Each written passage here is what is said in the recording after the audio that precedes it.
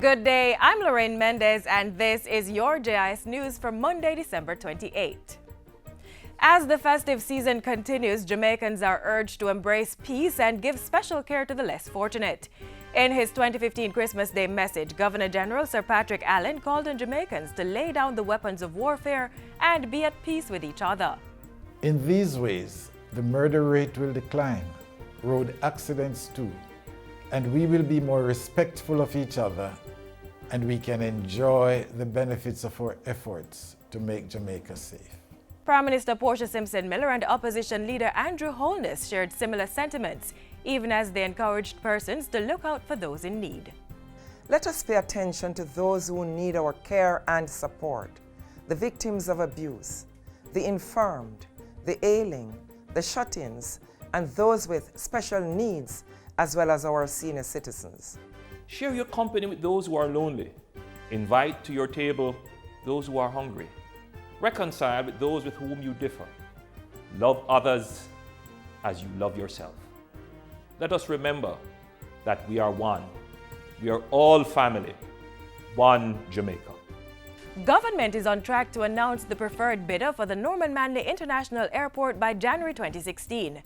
5 companies were shortlisted for the privatization of the airport through a concession agreement. 2 local companies, Grace Kennedy Group and Jamaica Producers Group Limited, are part of 2 consortia shortlisted. Portfolio Minister Dr. Omar Davies says the preferred bidder has options that will benefit tourism interests in Ocho, Rios, St. Anne. That concessionaire is obliged to extend the runway to accommodate the new wide-body jets, etc. It's going to mean that hotels in Ocho Rios will have the option for receiving their guests either out of Montego Bay, out of Kingston, because it's perhaps going to be closer to get from Norman Manley to Ocho Rios. Meanwhile, Dr. Davies has hailed the signing of an agreement to develop the Ocho Rios Fishing Village in St. Anne. It was signed by the Urban Development Corporation, UDC, the Port Authority of Jamaica, and the Sailors' Hole Fishermen Benevolent Society. Under the agreement, UDC will transfer lands on which the fishing village is located to the PAJ to develop an upscale facility and modern fishing bay.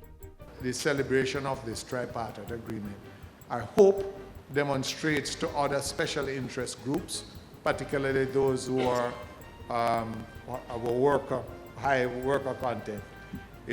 I hope that this serves as an example of what is possible. It reflects what we should demand, not expect, but demand that government departments work together towards such objectives. The new complex at the Ocho Rios Fishing Village will include a jetty for storing fishing boats, cold storage for fish, and areas for fishermen to clean and sell fish.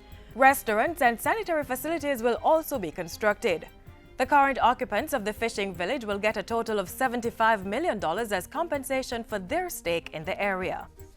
2 new community access points, CAP sites, will open in Flanker St. James and West Prospect St. Catherine in January 2016. It's part of government's plan to provide computer and internet access to individuals across the island. Funded by the Universal Service Fund, there are about 235 CAP sites across the island. Persons can apply for CAP sites in their communities at usf.com. If approved, the USF will provide the computers and pay the internet bill for up to 3 years. The USF is an agency of the Ministry of Science, Technology, Energy and Mining.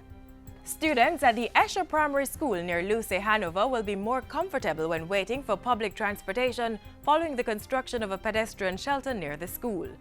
Ground was broken in early December for the facility, which will also benefit residents of the Esher community. The pedestrian shelter will be funded by the Staff Association of the Grand Palladium Resort and Spa at a cost of $500,000. Mayor of Lucy and Chairman of the Hanover Parish Council, Winter McIntosh, says all fees in relation to the construction will be waived. He also thanked Mr. Leroy Peart and his team from Grand Palladium for undertaking the project. And based on what Mr. Peart is saying, you will have it ready for the opening of school January of next year. And trust that you will take care of this facility when you shall get it. And finally, government has accorded an official funeral to the late former Bishop of the Diocese of Jamaica and the Cayman Islands, Reverend Dr. Neville deSouza. The funeral will be held on Tuesday, December 29 at the St. Andrew Parish Church starting at 11 a.m. The service will be preceded by musical tributes commencing at 10 a.m. Interment follows at the church cemetery. The fourth Jamaican to lead the local church, Bishop deSouza guided the ministry of the church for 21 years until his retirement in 2000. He died on December 12. And that's it for JIS News Today. I'm Lorraine Mendez. Thanks for watching.